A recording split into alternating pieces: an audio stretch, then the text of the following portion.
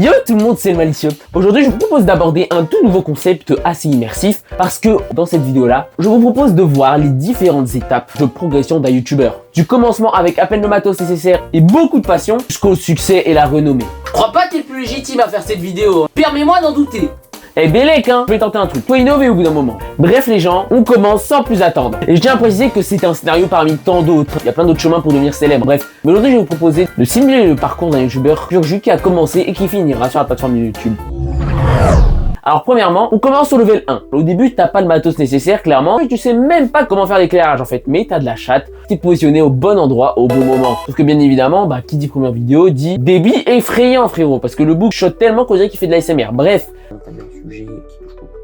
Et bien évidemment, on n'oublie pas le supplément d'Aron tendu. Ah oui, ça c'est un classique. Ça c'est un package que tout créateur de contenu a dû avoir. Mais bien évidemment, il en faut bien plus pour freiner les ambitions d'un jeune créateur. C'est pourquoi nous allons passer au level 10. On est en face d'un créateur de contenu un peu plus expérimenté qui commence à apprendre quelques petites techniques, notamment l'éclairage, qui est un peu l'attribut essentiel, j'ai envie de dire. C'est bien de pas flinguer les yeux de tes spectateurs, sinon le watch time va être effrayant. Du coup, désormais, on est un créateur de contenu assez expérimenté, qui a appris quelques petites techniques, mais qui débute quand même à peine sur la plateforme. Il reste encore beaucoup de chemin à parcourir pour atteindre le niveau de certains géants. Mais c'est que le début, c'est que le début. Et bien évidemment, les darons commencent à te faire comprendre que s'agirait d'arrêter de passer pour un crackhead. Non, toi tu continues, tu charbonnes, et tu vas au charbon. Au début, ça n'est pas non plus incroyable, et tu t'accroches.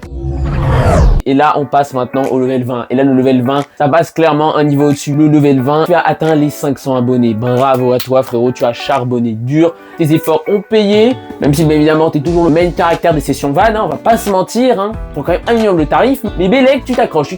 Parce que les gens commencent à se dire que ça pourrait bien apporter quelque chose. Et au niveau du scénario, tu as commencé à développer des nouveaux concepts, tu as commencé à innover, tenter des vidéos gaming, des vidéos drôles. Ah voilà, bref, tu commences à avoir une vraie base de grand créateur de contenu.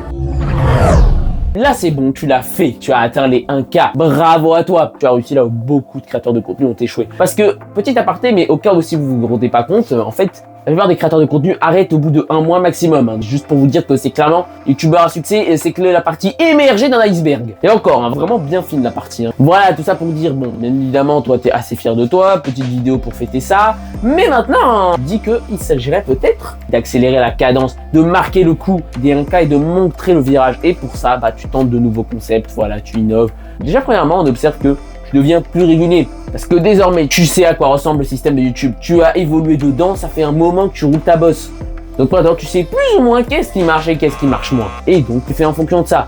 Et c'est grâce à ça que tu vas te tailler un nom dans le YouTube Game. Parce que c'est important de voir ce qui marche et ce qui ne marche pas.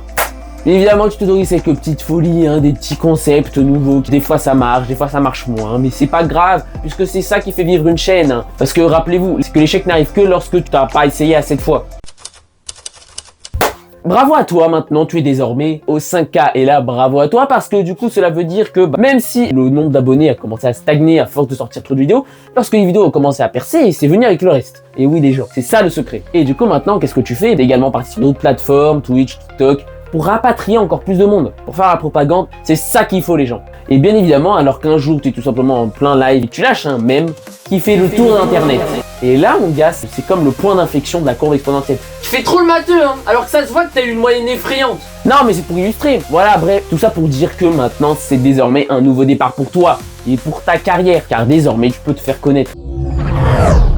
Bravo à toi, désormais tu es au level 80 et qui dit level 80 dit les 50K. Et franchement là, laisse-moi te dire que ta chaîne commence réellement à s'installer dans le YouTube Game, car depuis que t'es devenu un mème, tes abonnés croient de plus en plus vite. Car oui, il y a à peine un mois, tu es seulement au 5K, mais en l'espace d'un mois, avec la puissance d'un mème, tu as réussi à te propulser au 50K. Et là mon gars, tu commences à sentir les changements. Déjà premièrement, des gens commencent à venir te demander des partenariats, alors qu'à l'ancienne c'était toi qui demandais des petits youtubeurs pour faire des collabs ensemble. Maintenant désormais c'est limite eux qui viennent à toi, mais tu peux pas non plus te permettre de faire le difficile. T'as 50K, faut pas déconner, pas encore parmi les grands de la plateforme. Tu commences à recevoir quelques revenus. C'est peut-être qu'un jour tu parviendras à vivre de cette passion. Car 50K avec le nombre de vues qui croît de façon exponentielle, dans très peu de temps, quelque chose me dit que tu pourras te mettre à l'aise et profiter de ton épopée. Et ça peut aller très très vite. Bravo à toi, désormais tu es au level 90. Et là, commence à sentir que tu t'imposes sur le YouTube Game. Et oui, parce que à 100K, là où certains youtubeurs n'hésiteraient pas à vendre des formations douteuses pour les 100K, eh bien toi, tu décides de te continuer sur ta lancée, de ne pas faire saliver les gens en regardant à tes pieds, mais plutôt au sommet. Et oui. Et les affaires marchent tellement bien que désormais, tu t'es autorisé une petite folie. Tu t'es autorisé à ouvrir une chaîne secondaire où tu postes des rediffusions de live, par exemple, ou même d'autres concepts que tu n'abordes pas dans ta chaîne principale car tu sais que ça n'attire pas forcément le public. Bref, on sent que tu commences à te diversifier, que ton nom commence à résonner dans la YouTube sphère. Et franchement, ça c'est magnifique. Et là maintenant, tu peux te permettre de rejeter certains partenariats en fonction de ton image, en fonction de l'image que tu souhaites transmettre. Car qui dit influence grandissante, dit également qu'on est plus vulnérable au drama. Et oui les gens, donc on peut se permettre de jouer avec certains trucs, faire le buzz et pour attirer encore plus de monde. Mais lorsque tu sais que certains youtubeurs ont vraiment une notoriété douteuse, je te permets de refuser certaines collabs qui peuvent te paraître problématiques et qui peuvent potentiellement te mettre plus dans la D que te rapporter de bénéfices.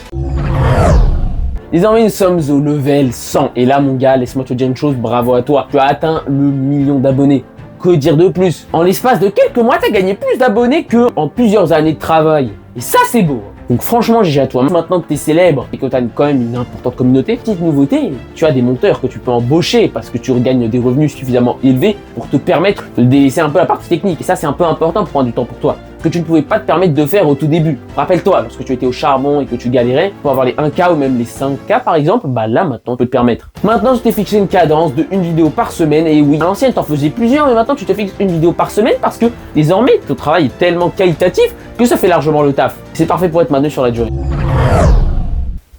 Le 1 000 000 d'abonnés. Et là, franchement, laisse-moi te dire une chose. Tu es devenu un youtubeur connu. Tu es devenu un youtubeur international. En fait, tu t'es fait connaître à peu près au niveau mondial. Carrément, tu fais suer tes series. Et quand tu regardes tout le chemin que tu as fait, tu te dis que c'était pas gagné d'avance. Et ça, c'est surtout grâce à un travail acharné et de la volonté, de la discipline et de la régularité. Franchement, tu peux être fier de toi. Ça, c'est un sacré parcours. Mais l'aventure est loin d'être finie. Allez, allez. Bref les gens, c'est tout pour cette vidéo où j'ai tenté de retracer la vie d'un youtubeur, de ses débuts jusqu'au succès grandissant. J'espère que ça vous a plu. Si c'est le cas, bien évidemment, n'hésitez pas à me le faire savoir en commentaire. Des vidéos avec la même formule, du type par exemple un créateur qui débute sur TikTok et qui part sur YouTube avec le même système de level, n'hésitez pas à me le faire savoir en commentaire. Bref les gens, portez-vous bien et d'ici là, moi je vous dis à la prochaine.